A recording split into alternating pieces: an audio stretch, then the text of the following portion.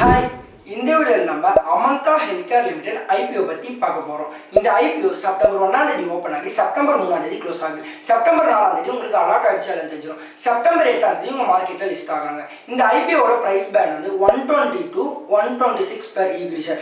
இதோட face value 10 per equity share. இந்த IPO எவ்வளோ ஃபண்ட் ரைஸ் பண்ணியிருக்காங்கன்னா 126 crore ஃபண்ட் ரைஸ் பண்ணியிருக்காங்க. இவங்க ரீட்டைல் இன்வெஸ்டர்ஸ்க்கு 35% ஒதுக்கியிருக்காங்க. ரீட்டைல் இன்வெஸ்டர்ஸ்க்கு ஒரு லாட்டுக்கு 119 ஷேர்ஸ் கொடுக்குறாங்க. உங்கள் கையில் 15,000 இருந்தாலே நீங்கள் ஐபிஓ ஒரு லாட் அப்ளை பண்ணலாம்.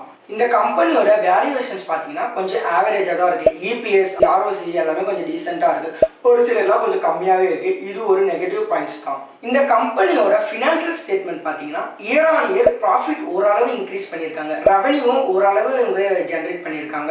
2023 இவங்க லாஸ் பண்ணியிருந்தாலும் இப்போ 2025 இவங்க ப்ராஃபிட் தான் பண்ணியிருக்காங்க. இந்த கம்பெனிக்கு கடனும் கொஞ்சம் அதிகமாக தான் இருக்குது. இதுவும் ஒரு நெகட்டிவ் பாயிண்ட்ஸ் தான் இந்த ஐபிஓ நீங்கள் அப்ளை பண்ணுறதுக்கு. இந்த ஐபிஓ உங்க மெயினாக வரதுக்கான நோக்கமே இவங்களோட பிஸ்னஸை கொஞ்சம் டெவலப் பண்ணுறதுக்கும் இந்த கம்பெனிக்கு இன்னும் கொஞ்சம் ப்ராடக்ட்ஸ்லாம் பை பண்ணுறதுக்கும் தான் இவங்க இந்த ஐபிஓ மெயினாக வராங்களே. இந்த கம்பெனி என்ன பிஸ்னஸ் பண்ணுறாங்கன்னா manufacturing, development, first eight items, injections, இது போல் இந்த கம்பெனி மெடிக்கல் சம்மந்தப்பட்ட விஷயம் எல்லாமே இவங்க மேனுஃபேக்சர் பண்ணுறாங்க. இவங்க ஓவராலாக 21 கண்ட்ரிஸுக்கு மேலே இவங்க எக்ஸ்போர்ட் பண்ணுறாங்க. இவங்க ப்ராடக்ட்ஸு யூகே, யூஎஸ்ஏ, ஆஃப்ரிக்கா, இது போல் இவங்க கண்ட்ரிஸ்க்கு எக்ஸ்போர்ட் பண்ணிட்டு இருக்காங்க. இந்த கம்பெனி அவங்களோட ப்ராடக்ட்ஸை 3 விதமாக சேல்ஸ் பண்ணுறாங்க. நேஷ்னலில் சேல்ஸ் பண்ணுறாங்க, இன்டர்நேஷ்னலில் சேல்ஸ் பண்ணுறாங்க.